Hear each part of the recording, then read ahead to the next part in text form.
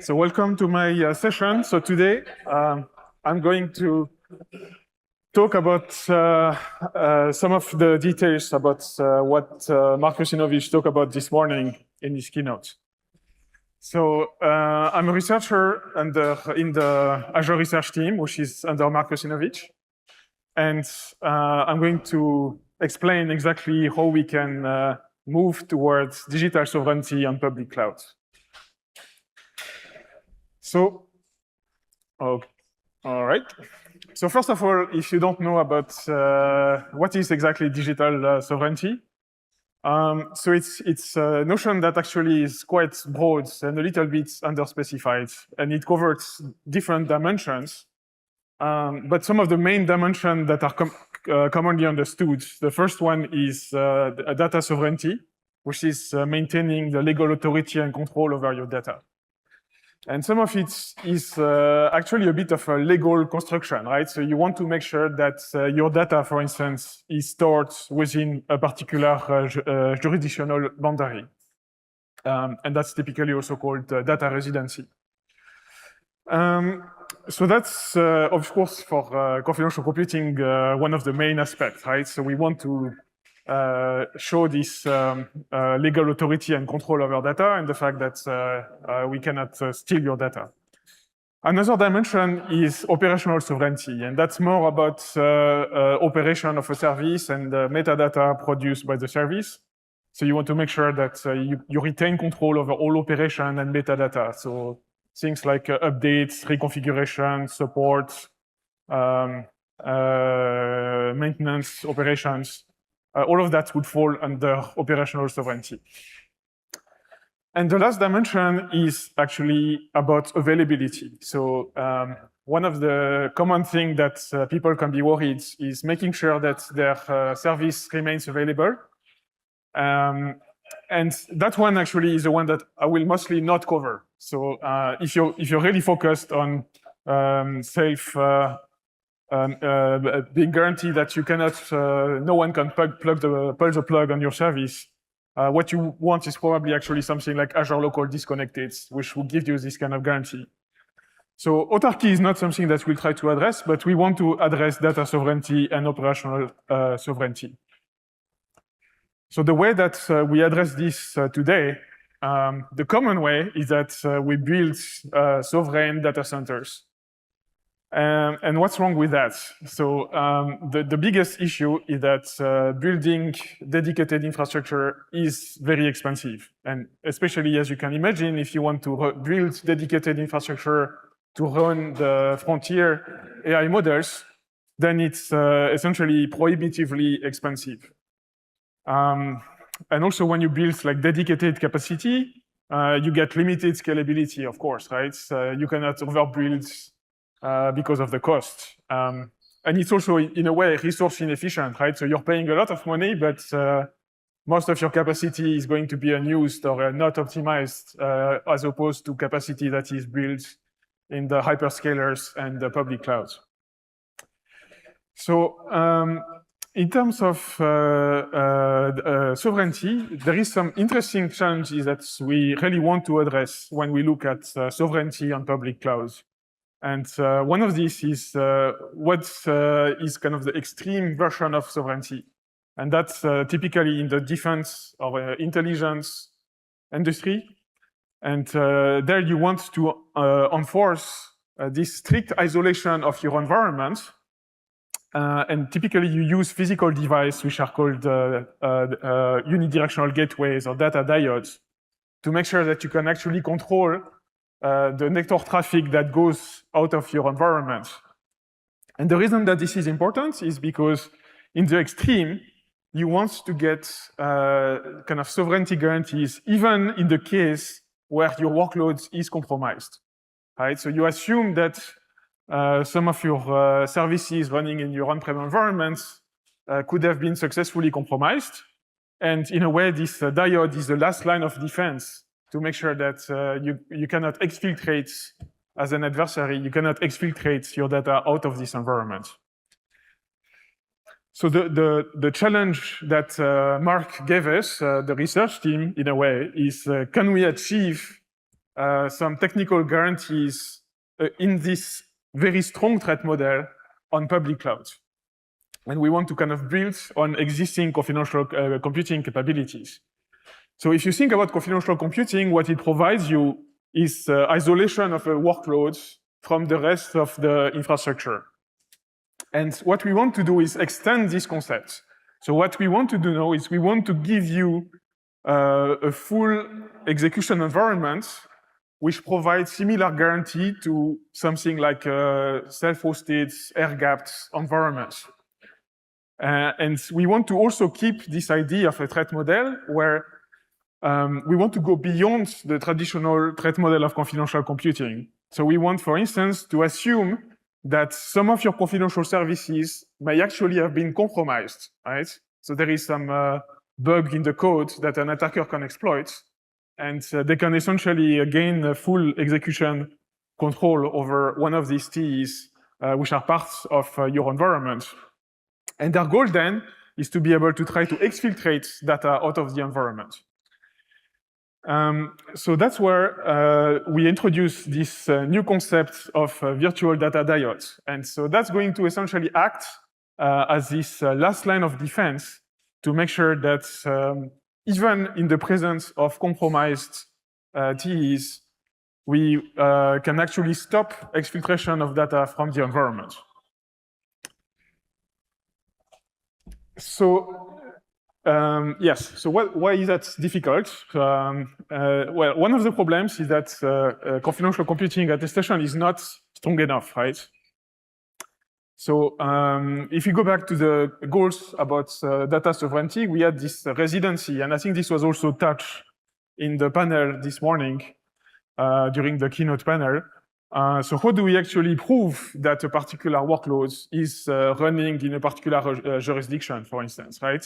Because attestation tells you that this particular measured workload is running on a genuine Intel or AMD or NVIDIA chip, right?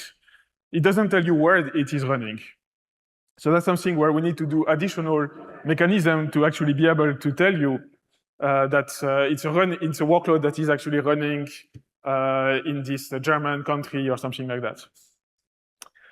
Another problem that we are also quite concerned about is that if you're following the academic literature, there have been many successful attacks using physical attacks to extract attestation keys out of CPUs. And that's something that, of course, in Azure, we are very concerned about this. Because when you have, for instance, a successful attack that extracts attestation key from Intel quoting enclave, then you can essentially pretend that any workload that you want to impersonate is running on that CPU, and even if it's running outside of Azure. So you can kind of elevate an attack that is on the local CPU that you own, that you can attack physically, into something that can be translated into an attack against a workload running on Azure. So that is one class of problem that we want to address. Another kind of problem that we want to address is this idea of how do you prevent data leakage out of a compromised TE? And that's also quite a difficult problem, because TEs, and in that case, I'm talking about VM-based TEs, right? Like SEV-SMP, Intel TDX, ARM CCA. They have actually a somewhat large interface with the host, right? So they can do hypercalls, they can trigger interrupts, they can have access to paravirtualization channels like VMBus. And all of those, actually, if you are controlling the code in the TE because of a successful attack, as I said before, you can actually turn these channels into covert channels. So here we assume that, for instance, you're a very strong attacker, you have successfully compromised a particular workload, but you're also, for instance, controlling or you have access to the hosts underlying it, right? And then you want to essentially exfiltrate the data out of the TDE. And you can, for instance, use hypercalls to create a message that would be visible to the hosts, and that would allow to create these secret channels to be able to extract data from the TE.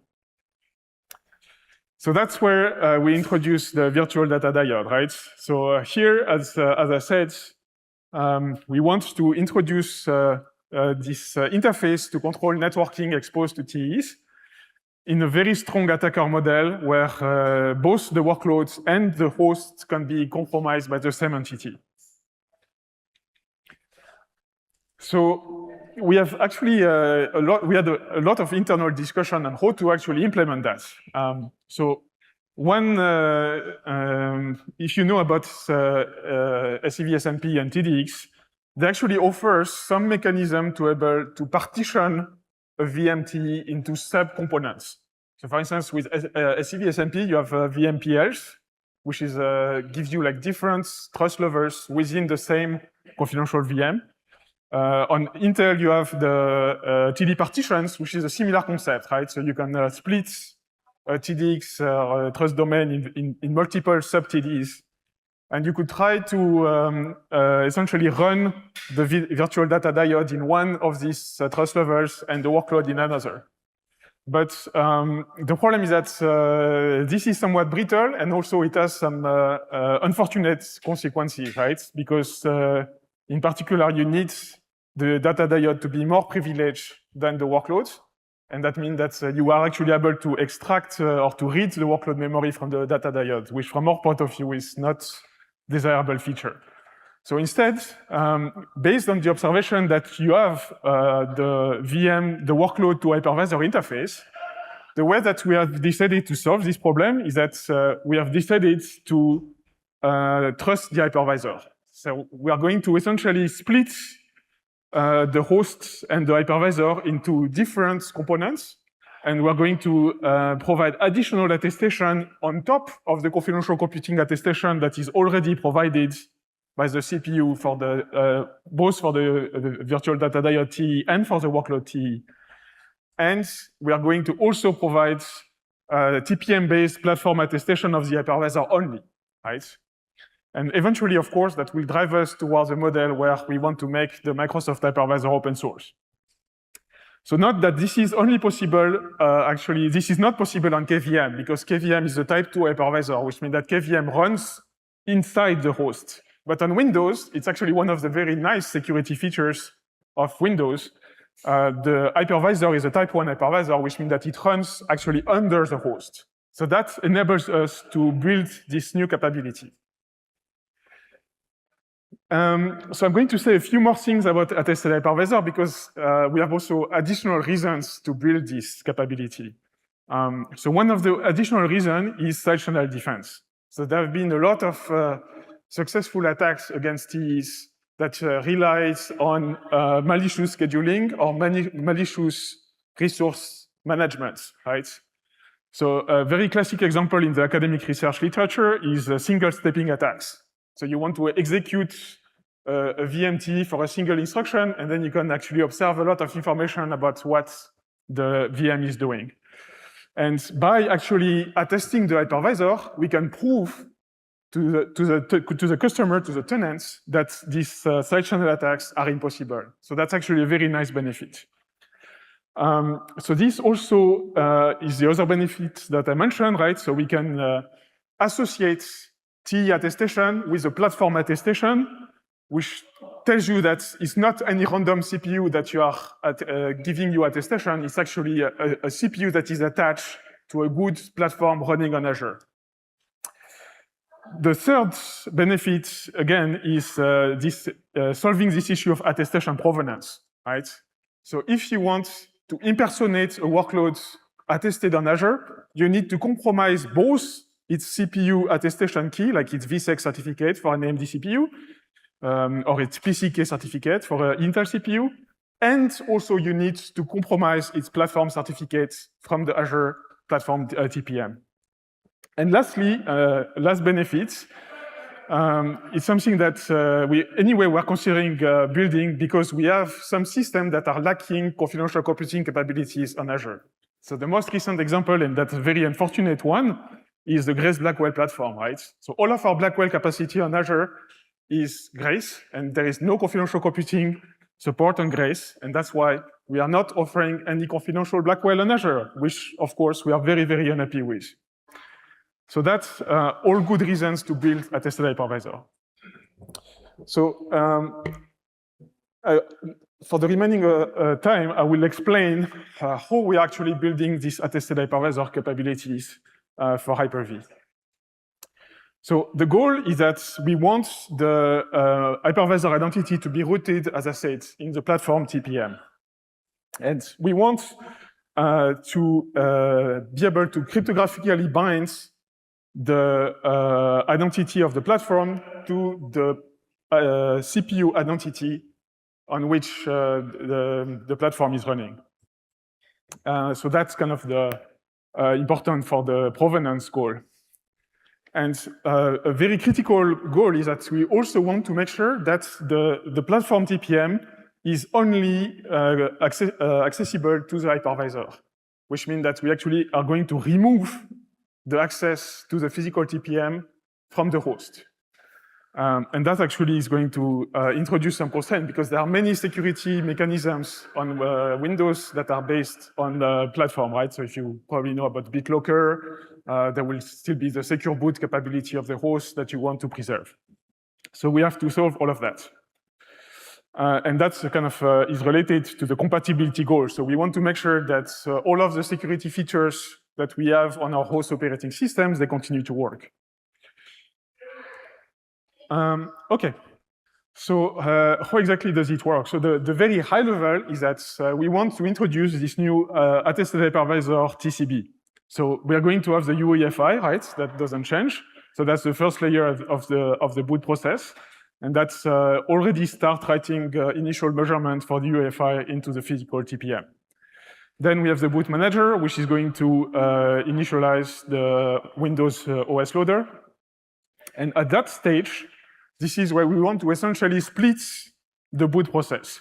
So all of these green components, which includes the hypervisor loader, which is going to load Hyper-V, and the VSM loader, which is going to load the secure kernel, which runs in the virtual trust layer 1 on Windows, are going to be measured on the physical TPM of the platform.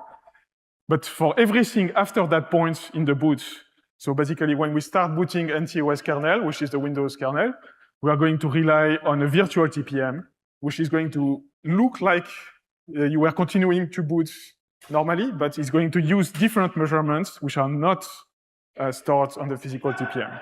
So that's the way that we can actually only measure the actual relevant TCB component of attested hypervisor on the platform TPM, and we can continue to provide compatibility with TPM-based security service on the host. So that's what it looks like. So there is the virtual trust layer 0, which is the normal host, and we have the VTL1 where we run the secure service. So that's where we have our TPM emulation, and that's we can provide additional attestation service capability into the secure kernel, which we can use to endorse the attestations for confidential VMs. So this is actually built on a lot of existing security infrastructure in Windows, right? So you may have heard about, for instance, DRM, about code integrity, about protection of certificates, store keys. All of that are using virtualization-based security on Windows. And that's essentially the same mechanism that we use to protect the TPM access and to provide additional attestation capabilities for endorsing the attestation of confidential VMs.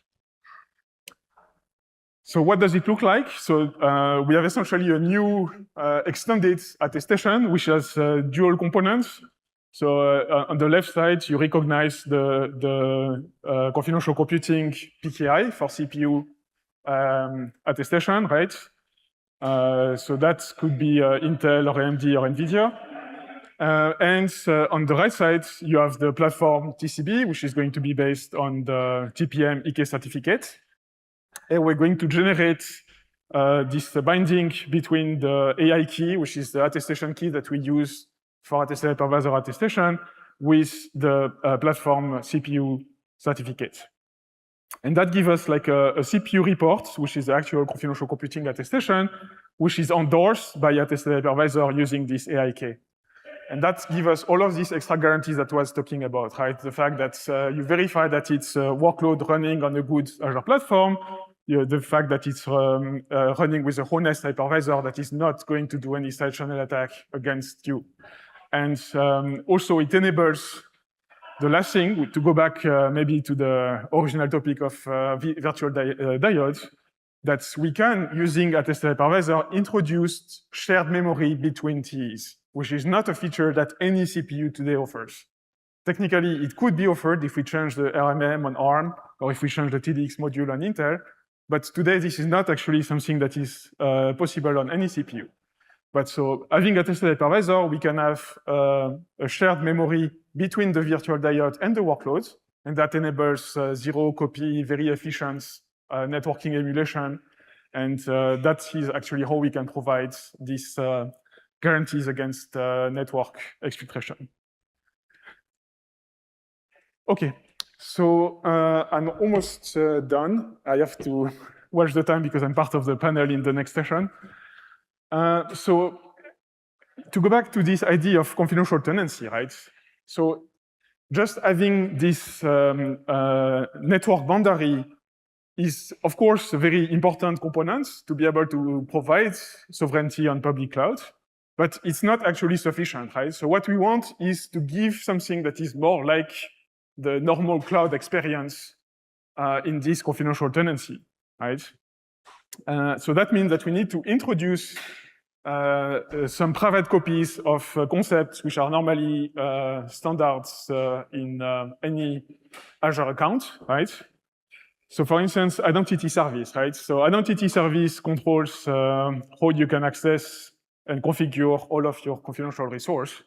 So if you want to have operational sovereignty, then you cannot rely on the public cloud's identity service, which are, of course, operated by the cloud service provider. So you need to basically create confidential computing instances which are private for you and that you fully control so that you can administer your resource. And it's the same for keying, right? So you don't want to rely on any Microsoft-managed keying service because, of course, you would have to, these are not bound inside your network boundary, so we can actually decrypt data from under you in a way that would be invisible to the diode protection. So these are kind of critical services that have to be replicated to give this full security experience. And there are some additional services that we need to do, like just for normal cloud operations. So you need, for instance, to be able to extract some of the logs which are produced by your resource so that they become visible to the public control plane of Azure. And that could be both for maintenance operation, for diagnostics, and also for billing. So yeah, I think that's, I hope that gives you at least a good overview of how we are planning to address sovereignty on public clouds. A lot of it, we are still in the research phase, so we have some initial prototype for attested hypervisor, for diode. And we've been working actually with some of the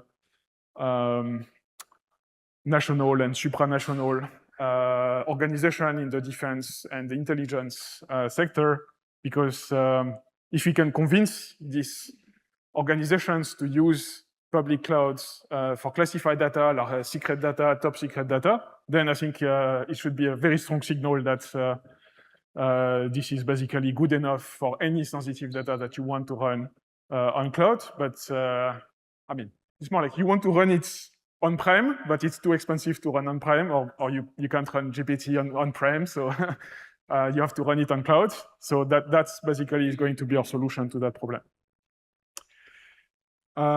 Yeah, I think that's it. So I hope that it clarifies what Mark explained this morning when he was talking about confidential tenancy. So this is the direction that we want to move. It's going to take, of course, some time to actually deploy and integrate all of the change, but that's where we want to push the boundary of confidential computing, so that instead of being a place where you run a single workload, you can think of confidential tenancy are more like a full execution environment that gives you guarantee that are as good as air-gapped or fully local environment. So we have a little bit of time for questions, but as I said, only one or two.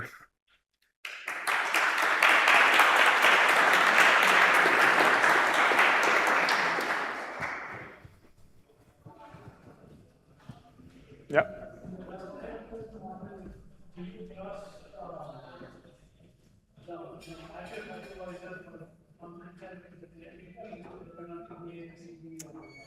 Yes, so let me clarify that.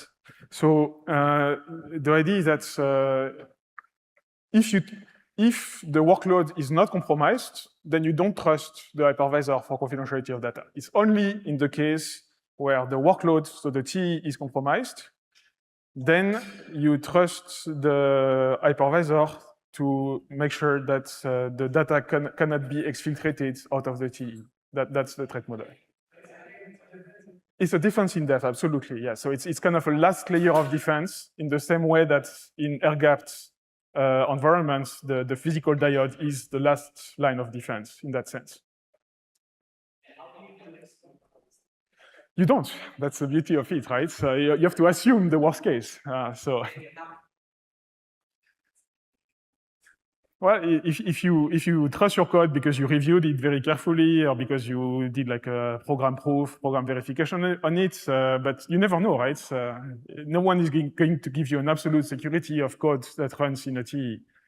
So think of it as it gives you stronger, always, it's always a security improvement. It never degrades security.